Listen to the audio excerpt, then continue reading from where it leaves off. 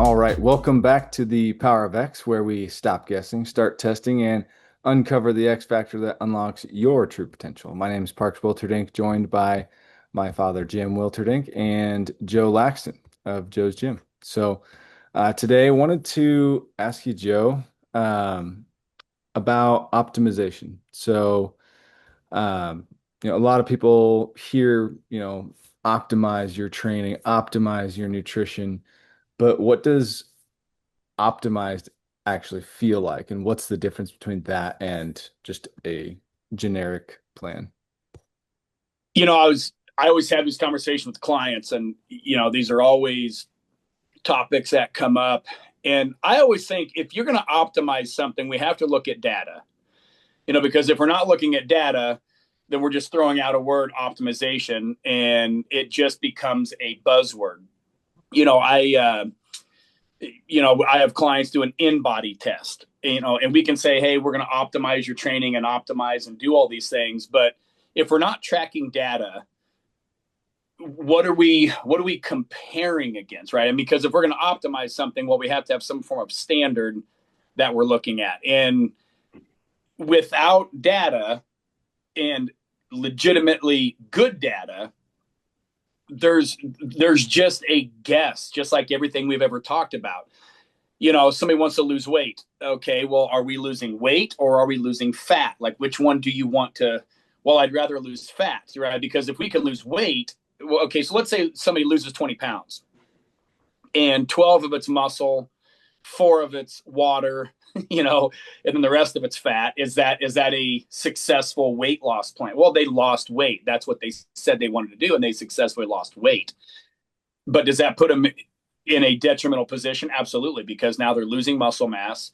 Yes, we can lose a lot of water, which our body needs water. But if we're optimizing that individual's plan without data and having some form of baseline, we're just throwing around a word. Yeah, everybody wants optimized, optimal growth, optimal, results. But if we're not looking at real data, there's no baseline to even begin with. Yeah, but so having an optimized plan, like what is that from a client's perspective or even your personal experience of like what does optimization feel like or how is it acted out differently than a Yeah. different plan? So I've got another client that I can use as a great example. Just actually spoke with her the other day, did food sensitivity test.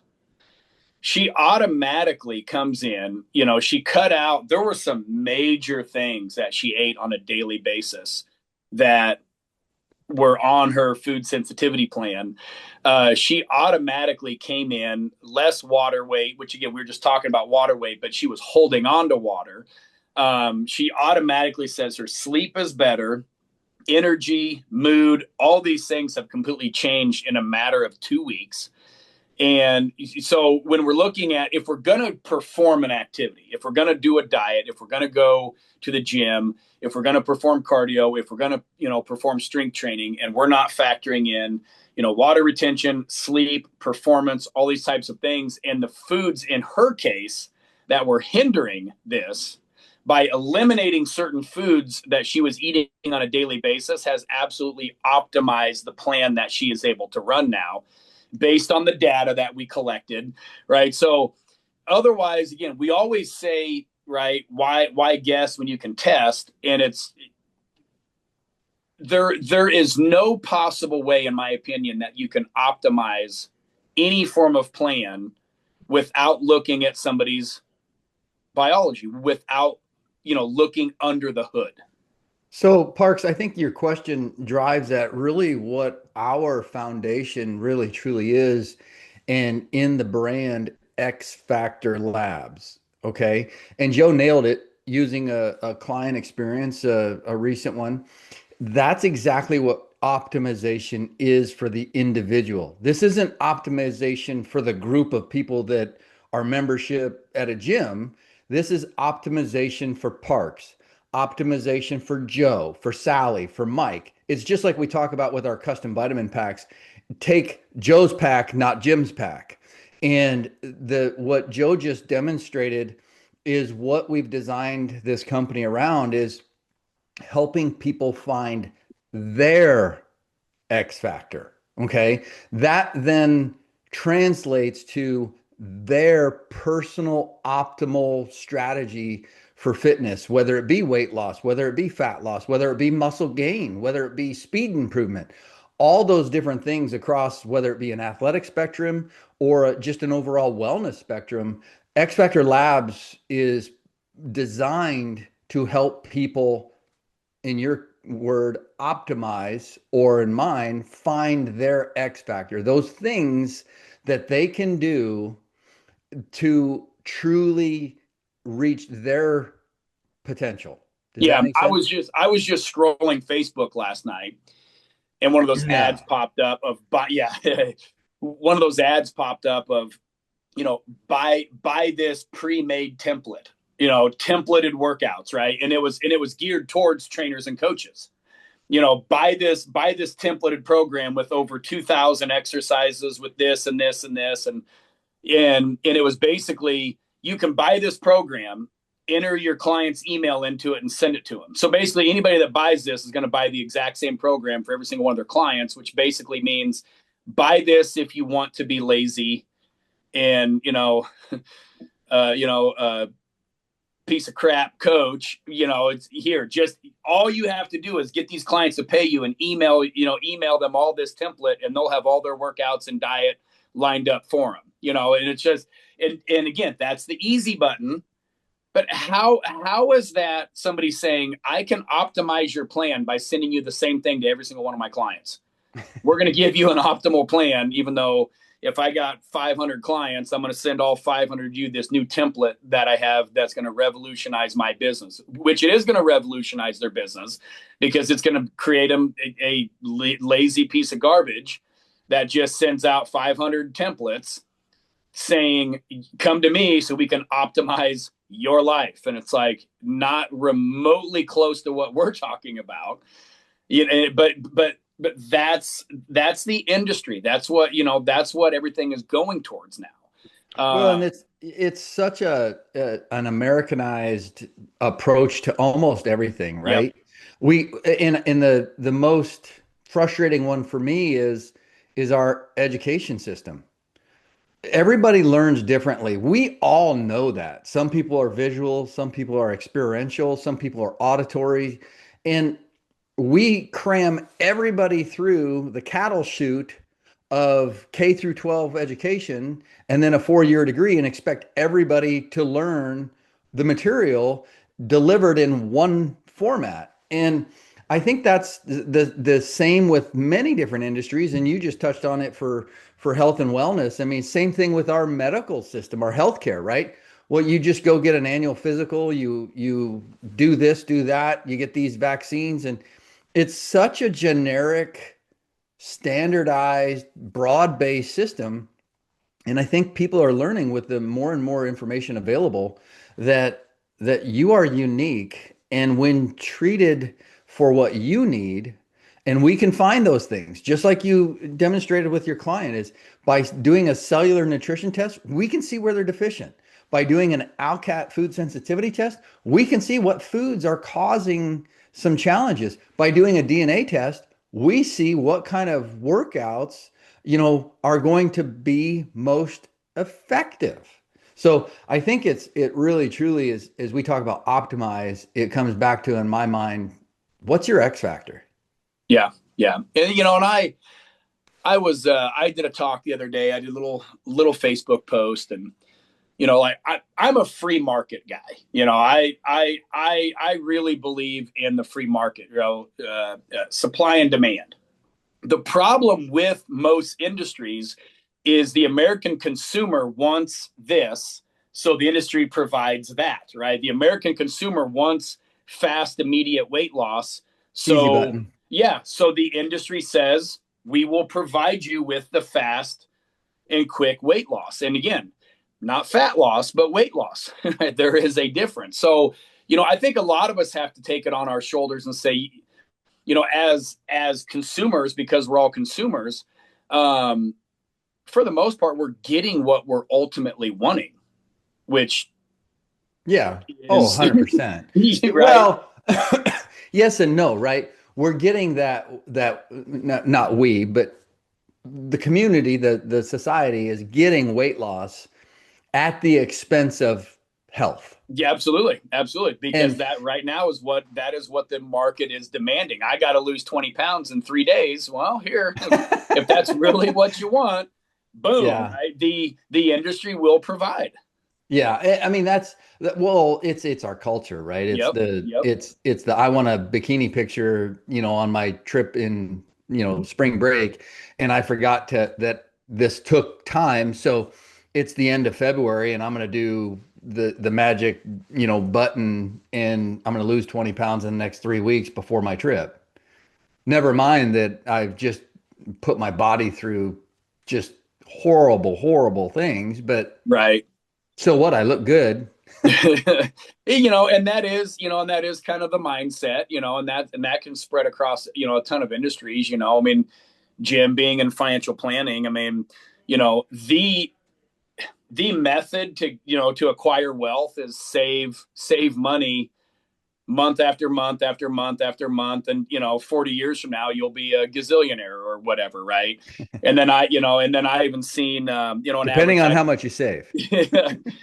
And then I even seen an advertisement the other day of, use AI to learn how to pick stocks, and then it had all these people come in and I made X in 3 days, and I turned my $50 into 600,000, and it's like, everybody wants that. They don't want to do the long, slow, boring approach to anything, and I'm the same way. I mean, yeah, I want things to happen very quickly, but so it just obviously I can go down tangents, but What do you think? back to Parks's idea of optimize. You can't optimize if we're looking at the masses, right? We have to look at ourselves as an individual, and what works for somebody else might not work for me. And it really does come down to somebody's why. Like if I really truly said, yes, I want to optimize what is going to work for me. Well, it starts with everything that our company does. Yeah. Yeah. What do you think is the pitfall of wanting things fast and easy? What do you Well, think people are robbing themselves of by uh, we've wanting? always heard that thing, or that phrase, like, if it's easy, it's sleazy. you know, I, I just, again, the fastest shortcut of all time is do it right the first time. It just, I mean, you know, can you, can you get long lasting, legitimate results in a quick manner? No, so when somebody's chasing after these quick, again, they're going to lose time and money. That is the byproduct. I mean, that time and money will be completely lost when somebody looks for these really quick, easy fixes, because they do not work. Even if it does work, it is going to be a very short term type of thing. They're going to come right back to where they were at. And And they're not going to worse. learn anything. Yes, and typically worse. Yeah, I mean, for the most part, it's usually in a worse position. It's not. Talk a little bit more about that, because I don't think most people, I think that's probably my biggest bitch, if you will, Yeah, is our community of professionals recommending these, fast, easy buttons. They're not truly educating people on what the risk is yeah, in the not future. not not even remotely close to an educational process. So I mean, in the briefest way possible, I'll tell you why weight loss fails. I'll just very, very quickly. Let's just say hypothetically somebody's BMR, their basal metabolic rate, is 2,000 calories a day. If they start eating 1,600 calories a day, they will lose weight. No matter what, they will lose weight. But our body is miraculous. Our body is always 7 steps ahead of us, right? Just because we want something doesn't mean the body is going to comply. So They start eating 1,600 calories, they start losing weight. Well, what happens is our body starts to adapt. There's metabolic adaptation. Things will slow down. Hair, skin, and nails might not be as vibrant. Females might lose their menstrual cycle. Digestion might slow. Sleep, our body will go from 2,000 calories down to 1,700. It will start slowing down. So then all of a sudden, 1,600 calories isn't working anymore. So then they go to 1,400, and then weight loss picks back up. And then all of a sudden, 1,700 isn't doing it, so it drops to 1,500. And then all of a sudden they go to 1,200 calories, and then weight loss picks up. And then they successfully lose the weight. They did it. They successfully lost the 50 pounds. Well, now what? They're eating 1,200 calories. They're in jeopardy of losing their job because they can't stop focusing on food, and their kids run from them when they come home because they're irritable. And now I mean they're in a bad position because they're eating 1,200 calories, but they lost the 50 pounds. They look good, they feel good, they're getting all these compliments. But then all of a sudden, again, they're at 1,200 calories. They're miserable. So now all of a sudden they go back to eating 1,600. Well, 1,600 is no longer a deficit. So not only do they gain all the weight back, they might have been 250 pounds. They got down to 200. Now they go back to 265. Right. On less calories. And what is that weight gain typically? What is the weight loss percentage and weight gain? And that ratio is, not only did they lose 50 pounds, it wasn't 50 pounds of fat. Yeah, they lost fat, but they also lost muscle tissue. And then all of a sudden, now they go back. Now all of that weight gain is typically not muscle. It's usually fat. So all of a sudden, now they're 265 versus 250. They were, when they were 250, they were 32% body fat. Now they're 35 with less muscle mass. And then they're thinking, what the heck happened? Now they're frustrated. Now they're, all the different cycles that people go through. And then they throw their hands up and they say, this just doesn't work. No, it works. You just did it wrong. You did the easy button. You didn't learn anything. You didn't, understand metabolic adaptation. You didn't understand your biology. You didn't know how your body rebounds. I mean, our DNA tests will, tell you, genetically how predisposition we are to, regaining weight. A lot of people don't look at that. Right. There's phases to this. There's cutting, there's bulking, and then there's the most important part called maintenance. Most of us will spend most of our lives in maintenance mode. Most of us don't cut forever. Most of us don't bulk forever. Most people will never intentionally bulk. They just unintentionally bulk over time. And right. So they put all this time into weight, but they don't master this thing I call maintenance, right? Where are you going to spend most of your life? And they don't learn anything. They're not, they don't have a coach, and they don't have data, and they don't have their biology, and they can't chart their course, and all the things that we need to be paying attention to. They didn't learn a thing in the process other than, I took this pill, I drank this drink, I took this shot, I did this, I did this, 5 a.m. boot camp, and I, stressed my body to the hills, and I lost the weight, and then boom, they gain it right back. Because statistically, 95%, and that is the statistic, it's 95% of people who lose weight gain it back and then some. What do you think is the mindset shift required for someone to have a maintenance mentality throughout their life? Standards. Lifestyle change. Yep. What is the mindset change that is required for maintenance? There's a mindset change of everybody avoids structure, discipline. You're like, people don't want that, and you can follow around two different people. This person embraces structure, and this person does not. And let's fast forward the clock 30 years. Who's got a wrecked and destroyed life, and who pretty much kind of has things together? Usually, it's usually the person that has a structured type of program, some kind of structure in their life, right? There's a standard that they have to follow versus just kind of waking up and winging it every day. Yeah, that sounds like a great life, but again, fast forward the clock, they're always train wrecks most of the time. So I think people need to stop with this, this entire thing of defining themselves based on weight loss. right? It's like, no, let's define ourselves by our daily habits and choices and where that leads to. And that's and that's a minefield, to kind of help somebody get through, because I've seen it in my coaching business all the time. Everybody comes to me, everybody goes to a coach with the idea of, I want to fit in these jeans, I want to lose weight, I want to get big arms, I want to do all this stuff, and that's usually what gets somebody in the door. I understand that, but it's navigating through that. 3 months in, most people, their shift starts changing, and I can tell the people long term who's going to have success and who's not. They start tracking things that really do matter, like my mood, my sleep, my attitude, how I'm around other people, their productivity at work, and all.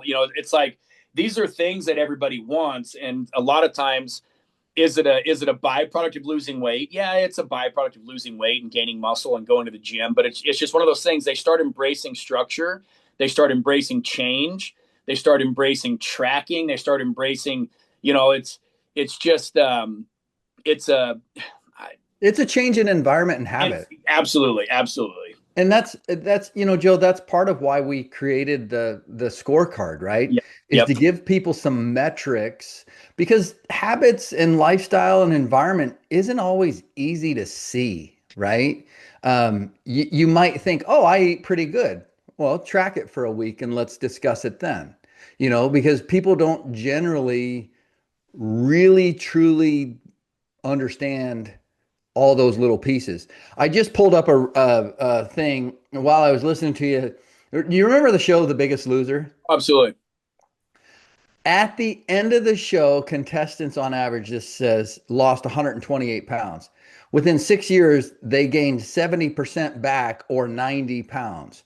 And most of them will only 7 to 15% succeed long term. Out of the 14 contestants they monitored 3 years post show, only one maintained the weight loss. Yep.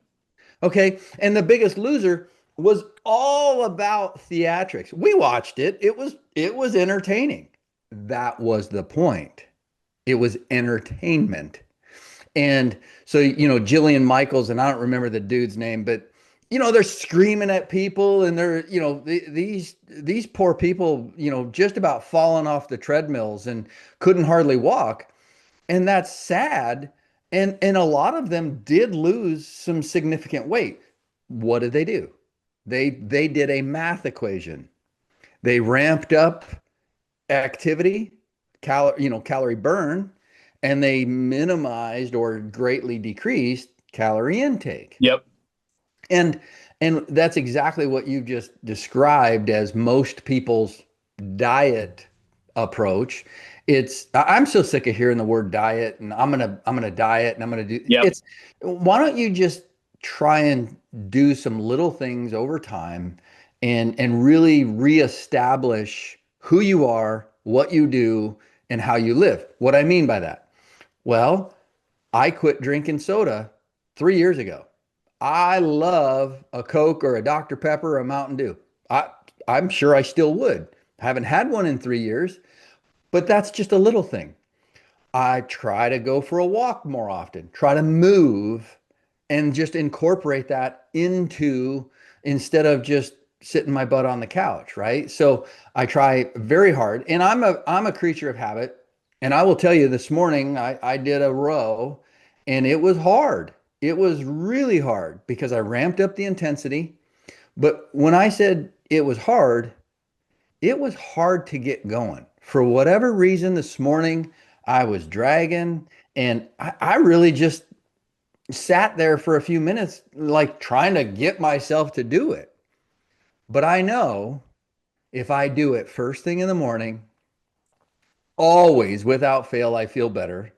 Yeah. Always mentally, I don't know if I'd say proud of myself, right? But I'm satisfied. I'm not disappointed with myself because I actually did it.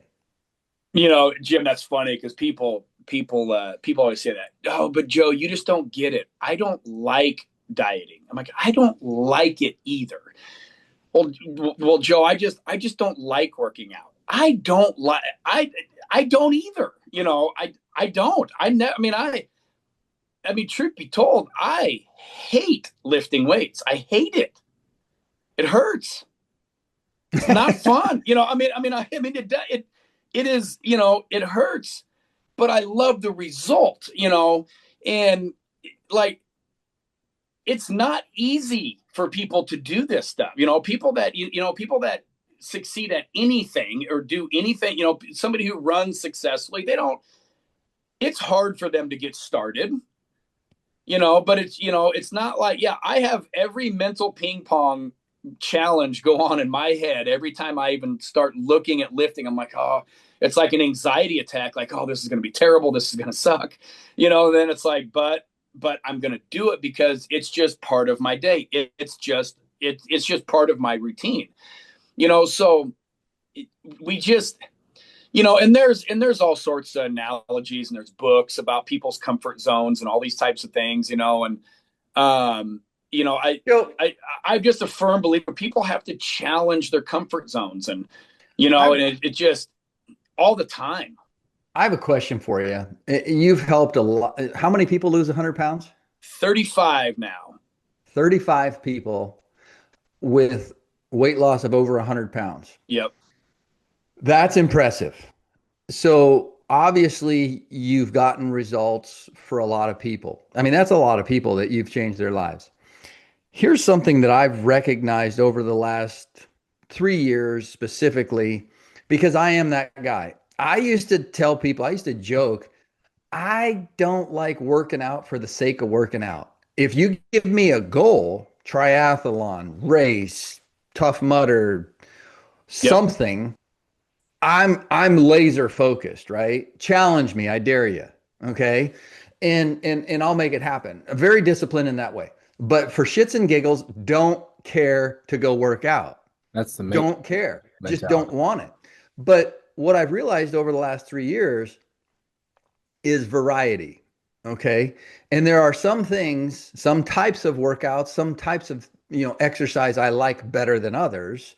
And one of them is really, really hard to get in and do, but has probably the highest euphoric after effect for me personally. That's swimming. Okay. And we would go, and last summer we were going a lot, and we're talking like 5 a.m. So think about this. I'm getting in a pool at 5 a.m, and it's typically cold. I was gonna say it's usually cold. And you got this ping pong game. I love that analogy. You got this ping pong game going, like, oh shit, I do not want to do this. And ultimately, I don't know if Parks witnesses this, but I don't dip my toe because I don't want to know how cold it is. I'm just jumping in. But every time after the swim, on the drive to work or back home or whatever, man, I'm in a good mood. I've got lots of energy.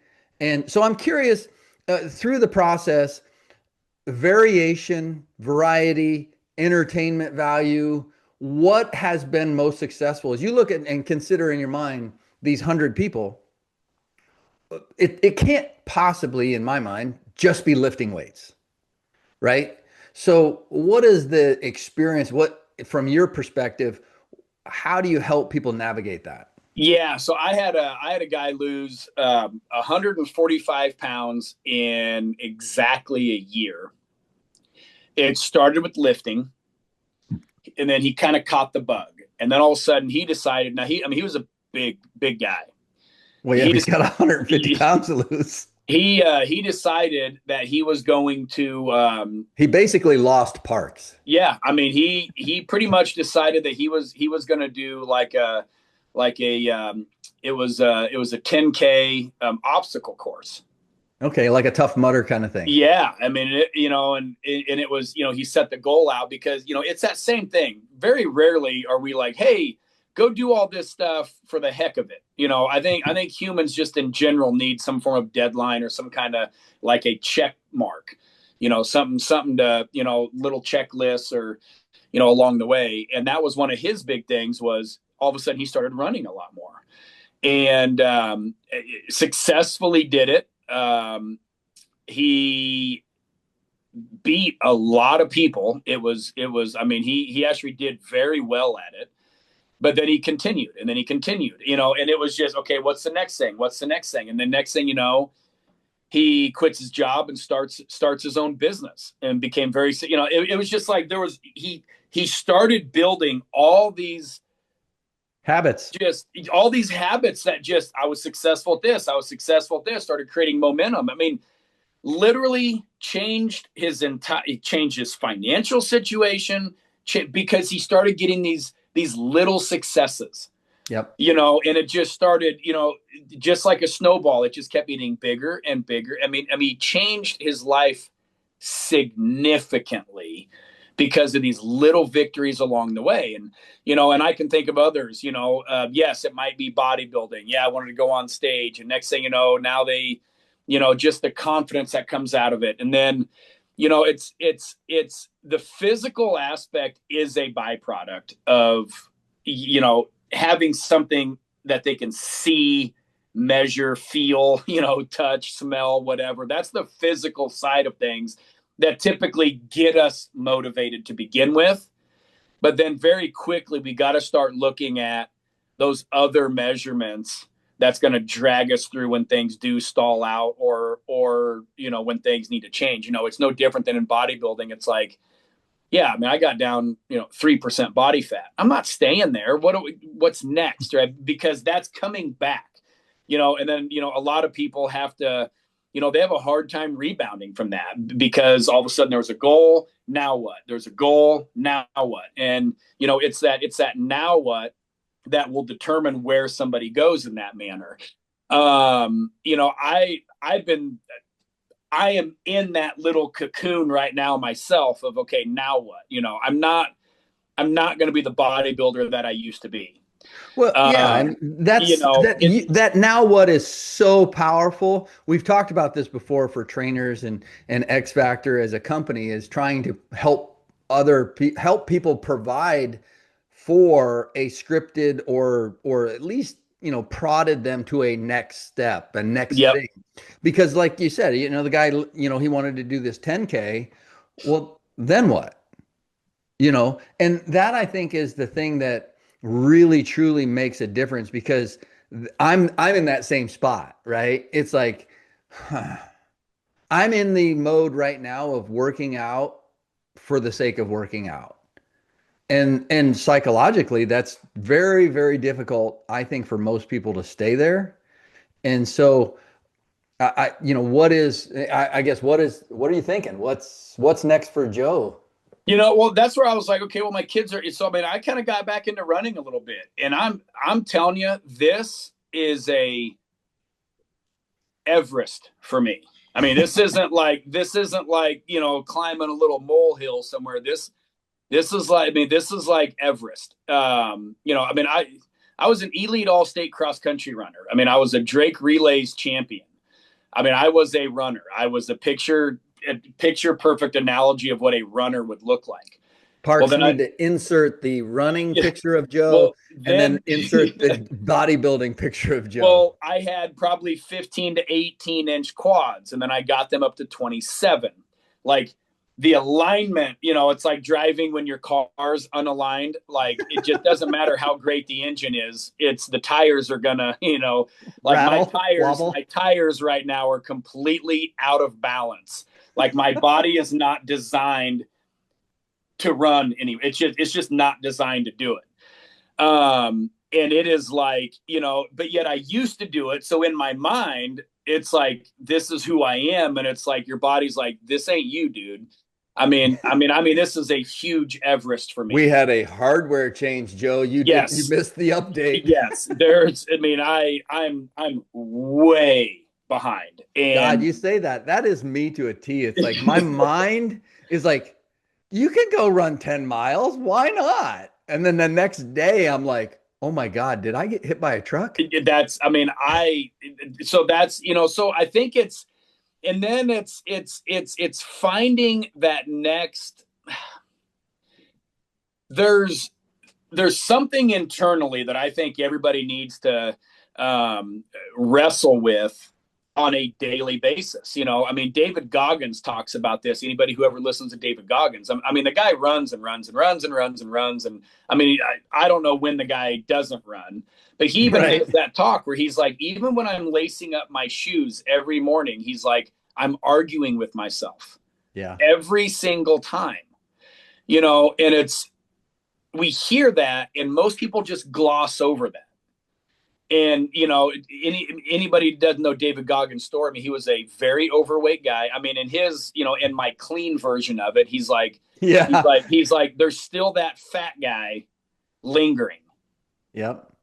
Right? There's that mediocre version of you that's either Yep. running your life or it's not. And it's not like we put to death that mediocre person. They're always there. So Oh yeah. every time, It's like one of them on each shoulder. It's the yes. 100%. So God, that is so true. every time we don't do something, that mediocre person that is you Whoop. gets a little bigger. And then again, just like, you know, and you can study any successful person. Michael Jordan talked about this all the time. He just goes, somebody asked him, what do you think made you different? He goes, oh, easy. I just have high standards of myself. Like, duh, you know, and everybody has a standard, but we have to build that standard to a certain degree. We have to prove to ourselves that our standard, you know, comes up. So, you know, I'm in that process right now of like, gosh, dang, like, what is the standard that I have, right? Because I think my standard's here, and my body says, dude, your standards are definitely not there. Like, I mean, you know, because it comes back in the, you know, in the form of pain, literally pain and suffering.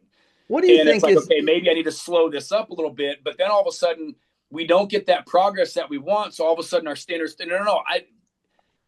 The last thing I want to do is lower my standards. And it, you know, and I'll be transparent as possible. They have, you know, it's like, well, I whoa, think wait, it's maybe, but it's just, that's so normal though. I think what I want everybody to understand is that is completely normal. yep. When I was younger and raising kids, life was busy and complicated and money and just there's everything coming at you.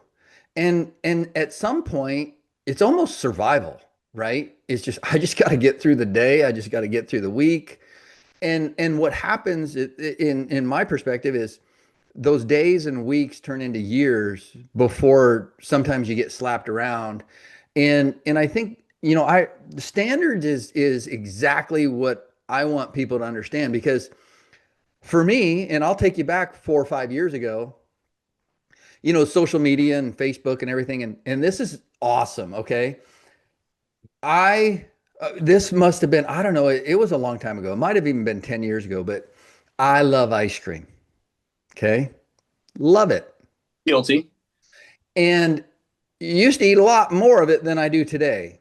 And it was so hilarious. I was trying to do a little bit more exercise kind of thing and went in, you know, stepped on the scale and something was wrong with the scale. So we got a new scale.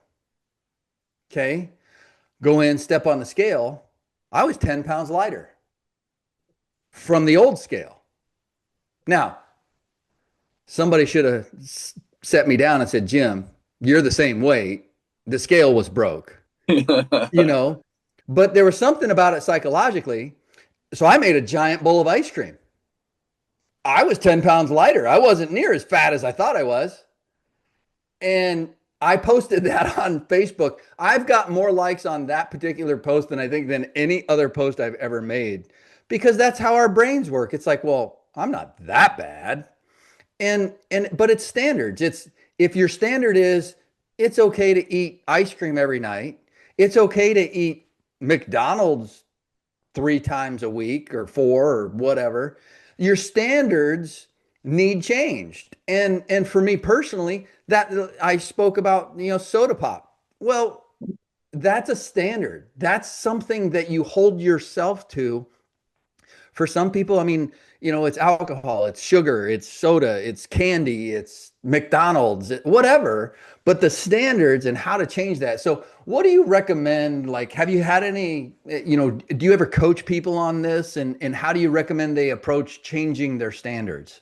I have to coach people on this constantly. It's probably what I do because, if you can get somebody focused in for any duration of time, like laser focus, results always happen, and people have to but, it's just like you said, kids and survival and bills and this and that. And oh crap, I forgot about this. And, when we clear the clutter out of our life, results become a hell of a lot easier. Like one of the things I always liked about show prep was I didn't try to multitask.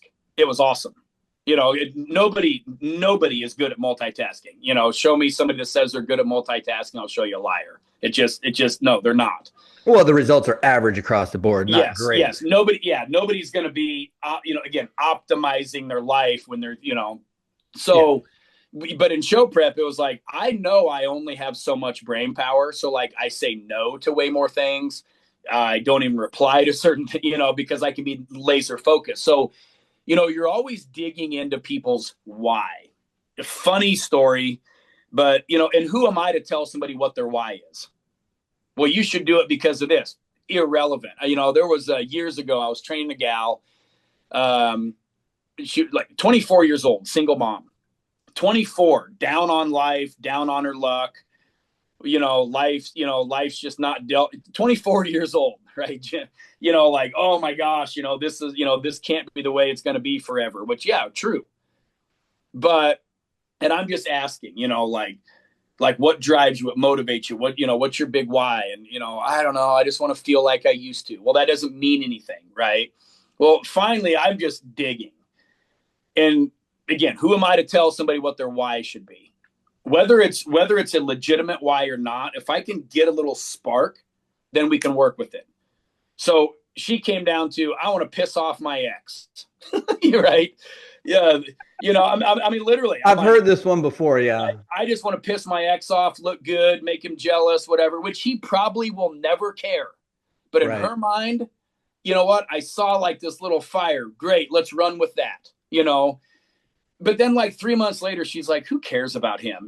All of a sudden, it built that moment, we have to have something that not only, where you're dragging yourself up every day, we have to jump out of bed. Like, you know what,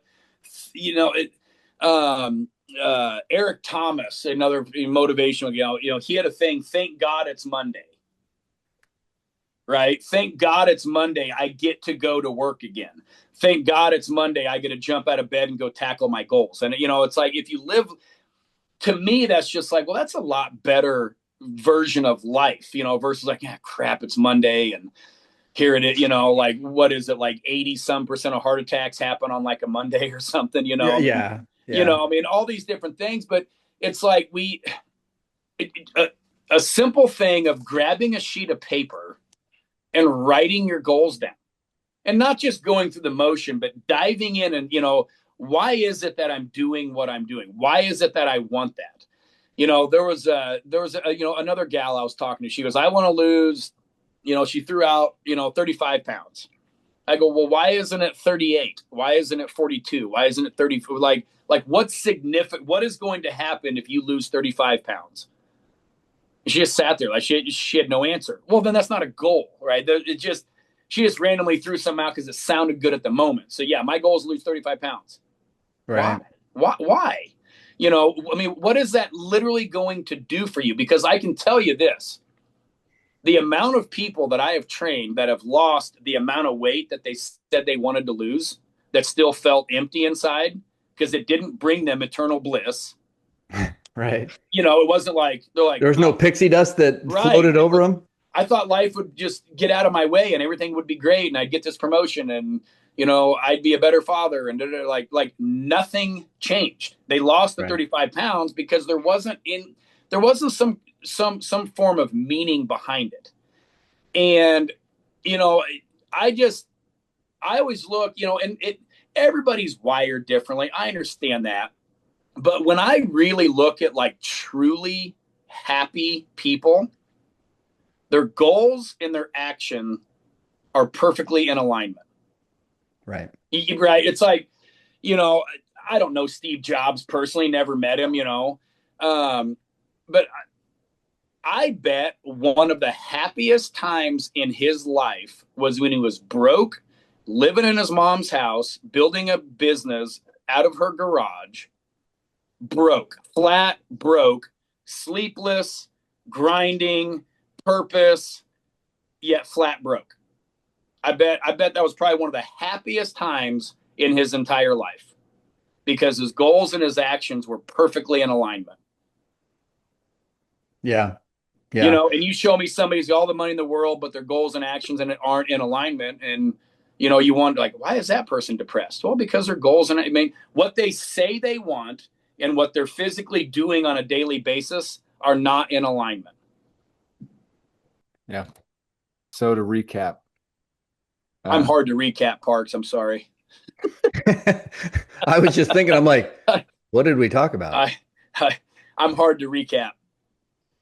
yeah. No, I just strongly encourage people, like, you know, what was it Mark Twain said? Like, I could show anybody how to get what they want. Problem is I just can't find anybody who knows what they want. That's funny. You know, it's Well, I think that's so true. And I think as we started off talking about X factor and optimization, here's what I think. I think tune in next time and let's dive deeper on helping people find their why yeah, and developing the standards to get there. The tools that we use, the testing, the supplements, those are just tools. Let's talk next time about finding your why and developing the new standards to get you to where you want to go. absolutely. Awesome. Until next time, stop guessing, start testing, and let's find your X factor.